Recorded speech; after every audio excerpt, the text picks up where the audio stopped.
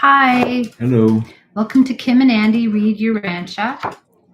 And we're going to start here with Andrew Harvey, Light the Flame. April 6th reading is by Rumi, of course, a very well-known Persian poet from the 13th century. Do you want to read it? Sure. Which? April 6th. O incomparable giver of life, cut reason loose at last. Let it wander gray-eyed from vanity to vanity. Shatter open my skull, pour in it the wine of madness. Let me be mad, mad as you, mad with you, with us, beyond perfection. Wow. Rumi. So this is just, oh gosh, the divine ecstasy. He's a powerful describer of the divine ecstasy. Pour in it, in my skull, the wine of madness. Okay, so that's, gosh, there is an aspect of that in spirituality. There's also an aspect of, the divine order.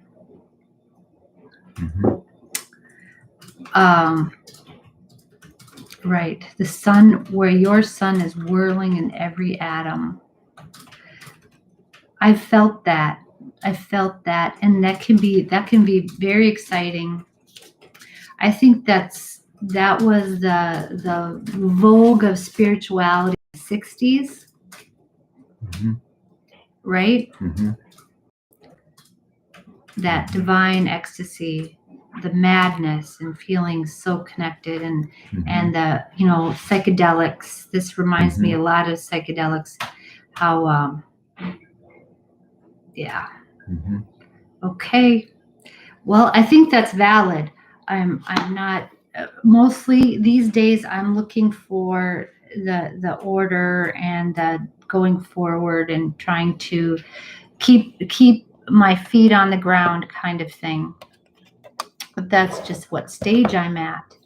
Some people are at the stage where they need to be liberated from that, and that's just a stage in development. It's not about right and wrong. Okay, let's go here. We're on the foreword, and we are reading part 1 today, entitled Deity and Divinity. Okay, since you read the Rumi, I'm going to start this one. Okay, the universe of universes presents the phenomena of deity activities on diverse levels of cosmic realities, mind meanings, and spirit values. But all of these administrations, personal or otherwise, are divinely coordinated. Deity is personalizable as God is pre-personal and superpersonal in ways not altogether comprehensible by man. Deity is characterized by the quality of unity, actual or potential, on all supermaterial levels of reality. And this unifying quality is best comprehended by creatures as divinity. Deity functions on personal, pre-personal, and superpersonal levels. Total deity is functional on the following 7 levels. Okay, so we're distinguishing here deity and total deity, right? So deity functions on those 3 levels: pre-personal, personal, and superpersonal. I think it's interesting, the number 7. Yeah, it shows up a lot. Number Sacred in number. Many religions. Yeah. Yeah. The 7 chakras, the 7 directions. Are there 7 directions? I thought there were 4 and then 6. There's a 7th. There is a 7th. It's the center. It's your heart. It's you. It's the now. The now, the present moment. Wow, that's exciting. Okay, that's good. Okay.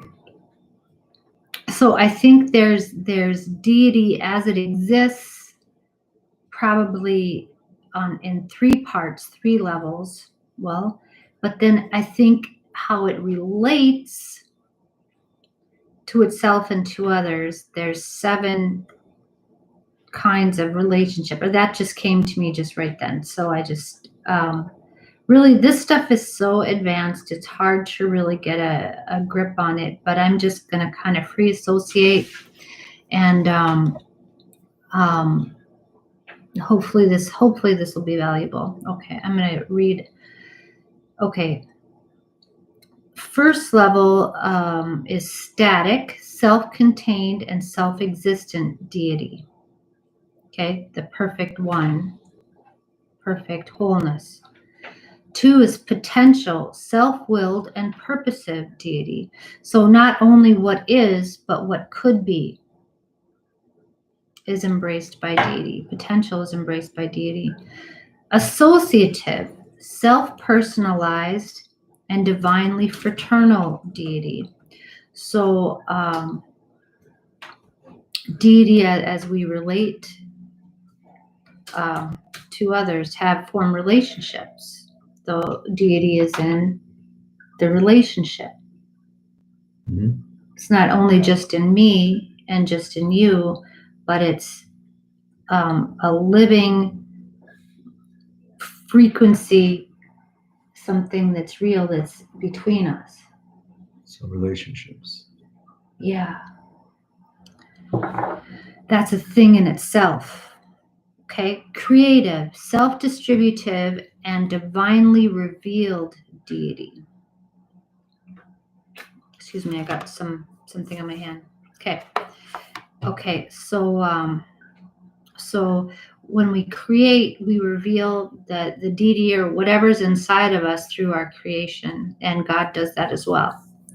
Evolutional, self-expansive, and creature-identified deity.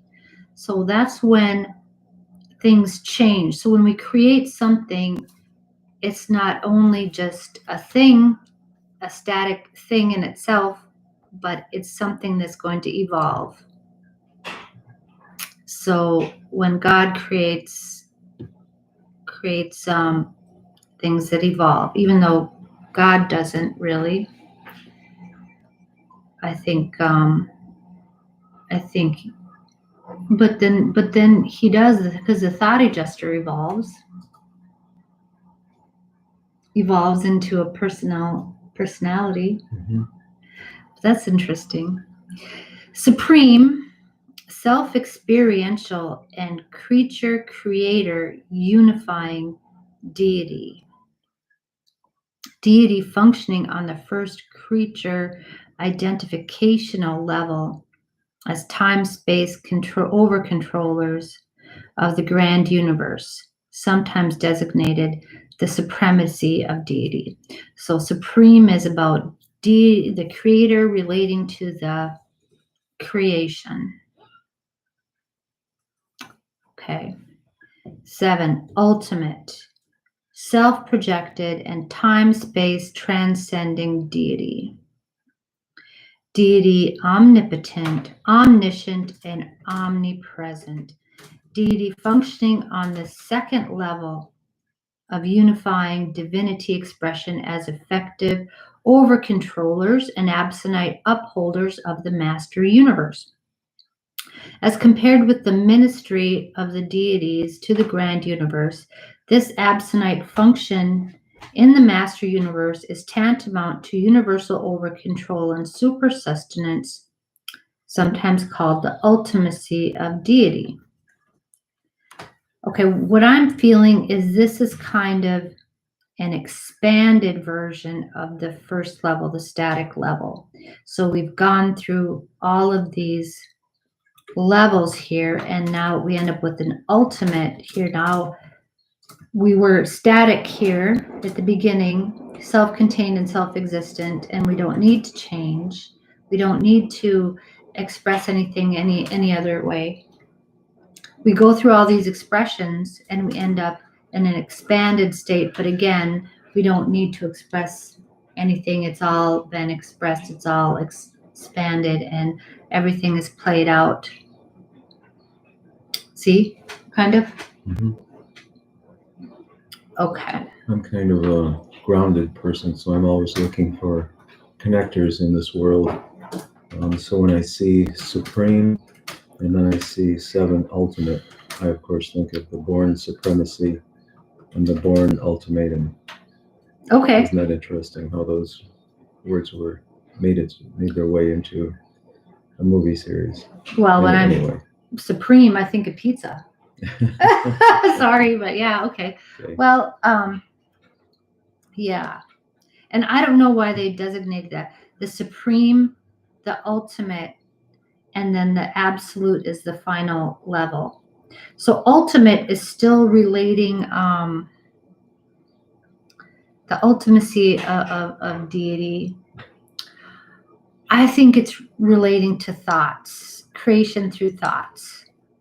And supreme relates to the us to our creator, and ultimate is our ability. This is just how I think of it. I don't know if I'm right. I don't know. Maybe other people have some insights on this that they'd like to share. I'd welcome that. But there's physical being, and then there's thought forms. Is this middle, this level of creation that's in flux. Okay, and then there's highest level of creation, and it's kind of interesting to me because we think when we're creating something, we're thinking about, we're in this flux state, and we're believe that we're creating something in the physical world, and we are, but in a more important, more significant level, we are creating with those thought forms our higher being, our perfected self. We're helping to create that with our thoughts, and our actions here is going to be reflected upon that higher state of being. See, so in the middle is this potential, and then there's this push and pull between the highest level of being and then the lower physical level of being. So in the middle is kind of this flux ground, which are characterized by thoughts, and intents, this kinds of things. But because everything physical is temporary, and it manifests in short, and it dissolves into nothing. But in eternity, those things are reflected in our eternal being and what that is. And so we're participating with the thought adjuster here and giving this temporal focus to kind of work through. So, but ultimately it's reflected on ourselves, on our eternal being. That's how I feel about it. Mhm. So yeah. And then in the meantime, deity is relating to us here into it, one thing, and potential as what is, what was, associative. So it's associating here between the other deities and other. So first association is supposed between the Father, the Son, and the Holy Spirit, right? Mhm. And then creation itself would not have been possible had not the universal Father compartmentalized the self in those three beings, and then through those three, all creation sprung. Mhm. And then when we have this creation, this creation and is able to evolve. That's the fifth level. So it has a direction of its own. So that's where God kind of let us go, and it's still here for us, but lets us evolve, and all creation kind of evolve. But it is kind of like directional, does direct us, but and then the supreme level is when it's relating to us and trying to guide us and bring us home, right? Because it's created this potential, this empty space for us to cross. because it needs to experience itself. Okay. Mhm. Right. And then the ultimate is like, okay, we're all together and everything's happy again. Everybody's home. And we're all separate, but we're all the same too. Okay, is it kind of weird to think of it like that? Kind of like here. Okay, just keep going. We could go on about in all this, but we need to keep going. The finite level of reality is characterized by creature life and time-space limitations. Finite realities may not have endings, but they always have beginnings. They are created. The deity level of supremacy may be conceived as a function in relation to finite existences. The absonite level of reality is characterized by things and beings without beginnings or endings, and by the transcendence of time and space. Absoniters are not created. They are eventuated. eventuated. They simply are. The deity level of ultimacy connotes a function in relation to absonite realities. No matter in what part of the master universe, whenever time and space are transcended, such an absonite phenomenon is an act of the ultimacy of deity. Right. So that's these thought forms, this flux level, I feel like is the absonite level of existence. So it's this level that... That'd be like truth? The concept of truth itself. Always existed. Yeah. And it has no end. That's what I mean. So this is conceptualizations. Or my favorite example is the example of freedom. The concept of freedom has always existed, is various. But always that concept is playing and having an effect on our higher being, whatever we're able to conceptualize of that, absoniters. So they can be beings. We can create things on this level. Children create imaginary friends on this level.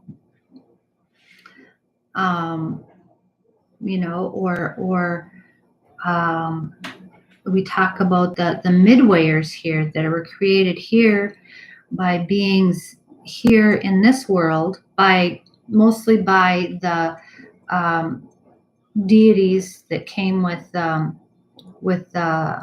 Caligastia to this world, and they created new beings through their thoughts. Okay. Yeah. So I think that's what those are.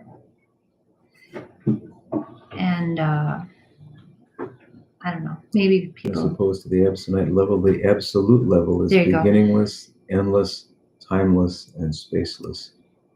For example, on Paradise, time and space don't exist. The time-space status of Paradise is absolute. This level is Trinity attained existentially by the Paradise deities.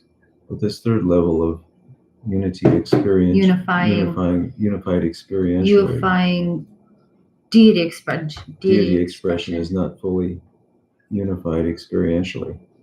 Whenever, wherever, and however the absolute level of deity functions, the Paradise absolute values and meanings are manifest. Okay. So here we see flashes of this absolute level that's timeless, spaceless here. It says the absonite is characterized by things and beings without beginnings or endings. They don't have beginnings or endings either, but they have this experience of time. That's this experience of time is beyond that. And this is not fully unified in our experience because we see flashes of this level here. But mostly our Urantia brains don't function on this level. We don't understand our human not having a beginning. Yeah. Yeah. Yeah. Okay. Deity may be existential, as in the eternal Son, experiential, as in the supreme beings, associative, as in God the sevenfold, undivided, as in the Paradise Trinity. Wow. Deity is the source of all that which is divine. Deity is characteristically and invariably divine, but all that which is divine is not necessarily deity, though it will be coordinated with the deity and will tend towards some phase of unity with deity, spiritual, mindal, or personal. Okay, so here we're going to talk about divinity. Divinity, it says, is the characteristic, unifying, and coordinating quality of deity. So divinity is the fragrance, is the quality. Deity, when we say deity, it means a personality. Okay, so God, the Father, is a deity, is the deity, right? Okay. Divinity is creature comprehensible as truth, beauty, and goodness, correlated in personality as love, mercy, and ministry, disclosed on impersonal levels as justice, power, and sovereignty. Okay. So those are all qualities of goodness, but any one of those things is not necessarily. Those are just Yeah. characteristics or Yeah. Of deity. Experiences. Yeah. Divinity may be perfect, complete, as on existential and creator levels of paradise perfection. It may be imperfect, as on experiential and creature levels of time-space evolution. Or it may be relative, neither perfect nor imperfect, as on certain Havona levels of existential experiential relationships. When we attempt to conceive of perfection in all phases and forms of relativity, I'll admit it, but I think it has to do with how the deities relate to each other. They relate to each other because they're perfect. They have absolute perfect relationships. And then later it qualifies, I think, how deity relates to us and how we relate to each other in these relative ways. Because when you're spending your life like in a refugee camp and you've seen people murdered or some things like this here, and you come to a home that is peaceful, it's not going to be perfect to you. I mean, it's not going to be perfect in the literal sense, but to you, it's going to be something. This has to be perfect. I mean, you know what I mean? It's going to seem like it's wow, you know? Right? Right. So you have to keep in mind the expanse that we're talking about, the expanse of experience and divine experience. Like the deities up here, the creator sons and mother spirits, all of those are having experiences that are real and that they're qualifying as divine, or maybe more divine or less divine. You know? Sure. It's hard to think of that, but on this scale, you know. Okay, but I'm going to go ahead and read this. Okay. When we attempt to conceive of perfection in all phases and forms of relativity, we encounter 7 conceivable types. 1, absolute perfection in all aspects. 2, absolute perfection in some phases, and relative perfection in all other aspects. 3, absolute, relative, and imperfect aspects in varied association. I also just got a flash of a building. A building can be totally perfect. So it's all the angles are perfect. The measurements are absolutely perfect. The foundation is right on here. And also you could also have a building that's perfect in some parts of the building, and some of the building is less perfect than some of the other buildings in the area or something like that. Okay. So I'm getting a sense of the structure of our relationships with divinity in the form of houses or buildings. Okay, well, the other buildings are not perfect, but it still provides something that's better than something else.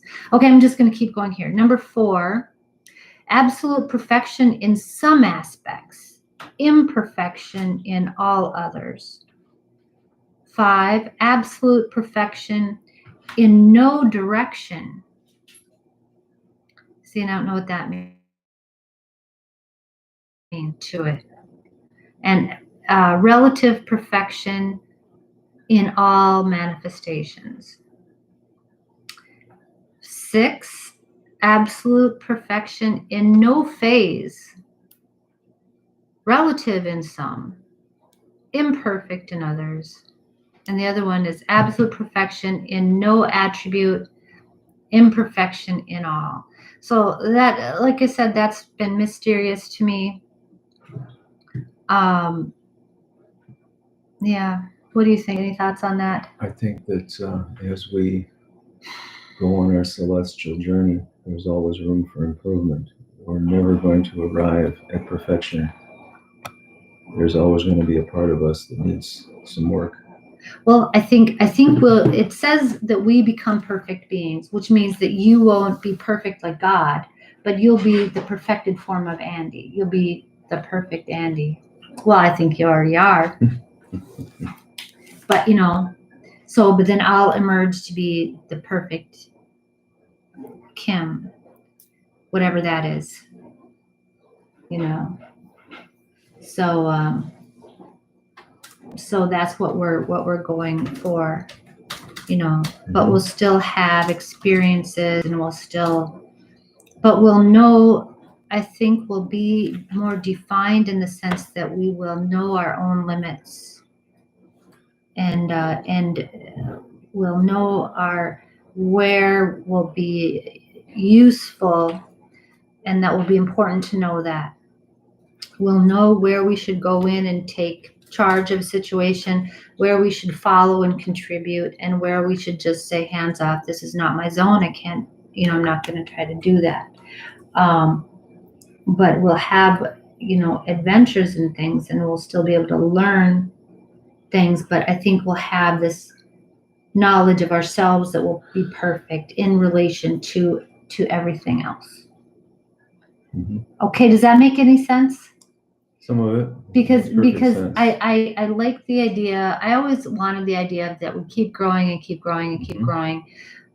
But there's a limit to that. I mean, it's far, far off. But what they're saying is that, yeah, there is a limit to that. In the meantime, we've got a lot, pretty much. Yeah, and we'll still be learning, but we'll have a capacity, we'll have a certain, capacity for service and where we serve, and we'll all be valuable. I mean, immeasurably valuable is a human soul, because we have this capacity for service in this area that nobody else can do. Right. But we'll be aware of what that is and where we go to effect that service. So we won't have this blundering of trying to do things that we're really not capable of doing, or trying to, you know what I mean? Like me, like I'm doing right now, trying to what can I do? What can I say about this? Am I saying the right thing about this? I don't really know. I'll know exactly what to say about it. I'll know exactly what it is. I'll know exactly who I'm talking to and how I can help you. And I'll do that in the best possible way because I'll be a perfected being. Ultimate and supreme. In all ways, baby, you got it. All right, we're going to let you go then for today. Goodbye from Chicago. Yeah, we're on vacation to see my family. Okay, bye. Bye-bye.